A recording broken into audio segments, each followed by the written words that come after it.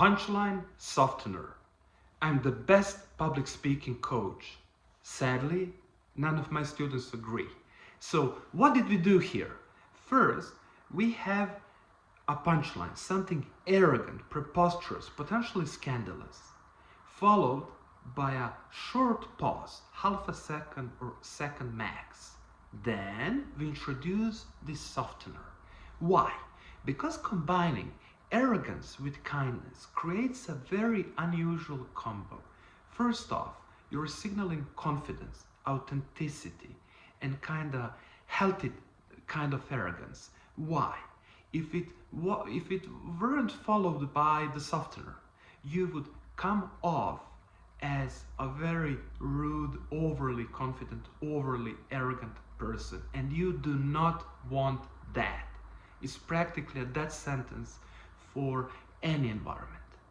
On the other hand, if you do use it as a starting kind of ground, right? Starting zone, if you manage to pique interest, to, get eyes of several people on you, if you have like a spotlight on you, you can use this first arrogant, preposterous, scandalous opener, allow for half a second pause, and then bam, gently land the softener. For example, I'm the best analyst in this company. Sadly, all the data tells otherwise. Or, I'm the best lawyer in this firm. Unfortunately, only Jack agrees. So, stuff like that will help you gather the sympathy. You will come off as an inclusive guy, as someone who is considerate, maybe even, fun to be around at the end. And that's kind of, big one. Is practically the top of the charisma pyramid. Why? Because by being auto-derogatory here and there, you're kind of showing people that you're confident enough to say something like that, to pull it off, and then you yourself put yourself back in the limits of societal acceptance. So, as human beings, we are naturally inclined to be attracted to arrogant people because we link arrogance with confidence. However, we might be put off by people who are overly confident or overly arrogant. To remedy that, especially if you're a successful professional, a little bit of humor, adding a subtle, gentle softener here and there can actually go a long way. Don't forget, the biggest difference between a boring and successful speaker is in authenticity. You have to build your own communication style based exclusively on your personality style. So if you do think that people perceive you as successful, confident, competent, feel free to push that to the limit and then introduce a softener. Guys who don't do that, they're risking being socially isolated in their own environments. So yeah, people might nod and they might say, Jack or Susan, yeah, she or he is a great lawyer, but at the end of the day, you won't really be invited to that pub. Why is this a problem? Because let's assume we're all in some sort of, human business, or that we aim to improve our effectiveness in human interactions each day. I hate this corporate lingo, but you get it. Public speaking is important for all segments of life. The more competent you are, more careful you have to be about your strategies of presence. So now we're shifting a little bit from public speaking tips to strategies of presence.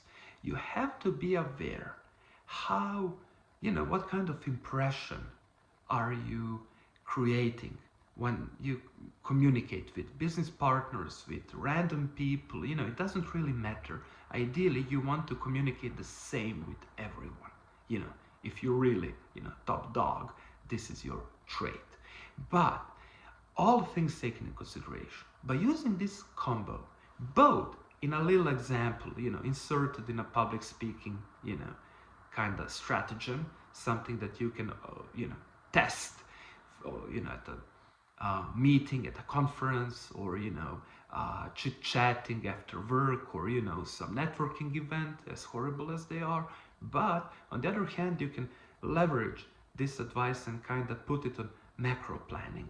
For example, by trying to combine arrogance with kindness, arrogance with inclusiveness, as a leadership quality.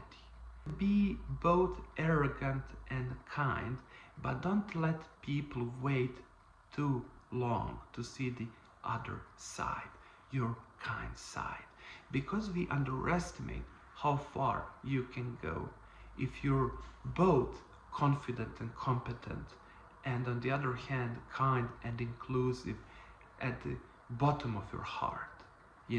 I think this makes for a truly wholesome leader. And if you do your research, you will notice that the greatest speakers, greatest leaders, most charismatic people in history of our species had this wonderful quality. At the end, feel free to experiment with your own personality type, public speaking strategy, or strategy of presence that isn't based on your own personality style, on your own unique, authentic core, will always fail. All this being said, feel free to subscribe, and we will be launching a full series on public speaking tips from posture to presence. We'll be going from public speaking tips to some social strategies and strategies of presence that can really round up everything that we can touch in trying to, improve who you are and how do others perceive you. And ideally, close that gap as much as humanly possible. So, I hope you enjoyed these tips, and I do hope to see you around.